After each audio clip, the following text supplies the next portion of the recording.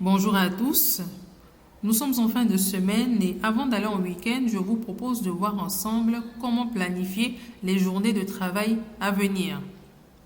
Alors la première des choses, bien évidemment, ce sera déjà un bilan de la semaine écoulée. Donc il va s'agir concrètement de lister les missions, les principaux projets sur lesquels on est supposé avoir travaillé la semaine et mettre en face l'état d'avancement. Est-ce que les objectifs ont été atteints? Est-ce qu'ils ont été dépassés? Ou est-ce qu'on est plutôt sur du stand-by ou encore en deçà des attentes?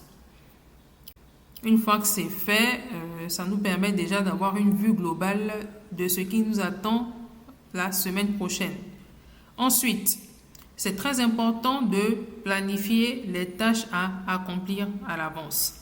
Et pour cela, on nous dit souvent qu'il faut le faire le matin une fois arrivé au travail.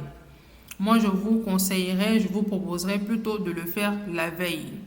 Donc la veille, c'est-à-dire après la journée de travail, on fait également le point sur ce qui a été fait, sur ce qui n'a pas été fait, sur les tâches encore en stand-by et on planifie la journée de lendemain en intégrant les missions, les projets qui n'ont pas été finalisés le jour J. Ensuite, il faut choisir le meilleur moment. Donc, cherchez à savoir quel type de personne est-ce que vous êtes. Est-ce que vous êtes plutôt du matin ou est-ce que vous êtes plutôt du soir ou encore de l'après-midi? Donc, définissez les moments où vous êtes le plus productif. Donc, de manière générale, si vous interrogez les professionnels, vous diront qu'ils sont les plus productifs le matin. Et nous, on vous conseille de vous concentrer sur les tâches les plus complexes le matin très tôt. Si vous avez la possibilité d'être présent au travail à 6 heures du matin où vous êtes encore frais et dispo, faites-le. Et à ce moment-là, vous allez concentrer toutes les activités, toutes les tâches qui vont nécessiter une réflexion importante. Et déléguer au reste de la journée les activités de routine qui ne vont pas forcément nécessiter une grande réflexion. Ensuite, il faut éloigner toute distraction. Donc tout ce qui est réseaux sociaux, tout ce qui est sollicitation non professionnelle, il faudra y mettre un stand-by, il faudra y mettre un halo. Autrement, votre productivité, votre concentration risquerait d'être happée par ces différentes sollicitations-là. Et également, il faut commencer tout de suite, ne pas se donner d'excuses. Dès qu'il y a un projet, il faut attaquer et ne pas procrastiner. Un autre point, il faut prévoir également une vie en dehors du travail dans la semaine. Donc, on a l'habitude de planifier les journées de travail, mais on n'a pas l'habitude de planifier les journées de loisirs, les journées de repos. Donc, il faut intégrer également, en plus des journées de travail, il faut planifier votre repos, il faut planifier vos loisirs. Donc, après le travail, qu'est-ce que vous pouvez faire? Comment vous pouvez vous reposer? Quelles sont les choses qui vont contribuer à votre bonheur?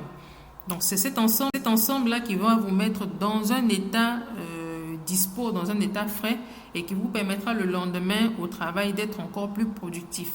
Donc, si vous arrivez à être heureux en dehors du travail, ce bonheur-là va se répercuter sur votre vie professionnelle.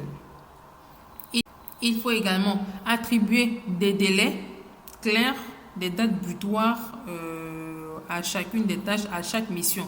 Autrement, vous allez courir après le temps et vous aurez l'impression de faire du surplace et de ne pas avancer. Donc, lors des journées de travail, il faut également s'offrir des petits temps de pause, des petits temps pour souffler, se relaxer et ne pas enchaîner du travail indéfiniment. Et en plus de cela, il faut également des récompenses. Donc, au-delà de tout ça, le maître mot va être également l'automatisation parce qu'il y a certaines tâches que vous allez faire chaque jour. Donc, essayez de les automatiser au maximum de telle sorte que votre attention soit concentrée au maximum sur les missions, sur les projets qui nécessitent votre absolue concentration et votre absolue implication. Donc, on espère que ces tips vont vous aider à bien planifier vos prochaines journées de travail et on vous souhaite un très bon week-end.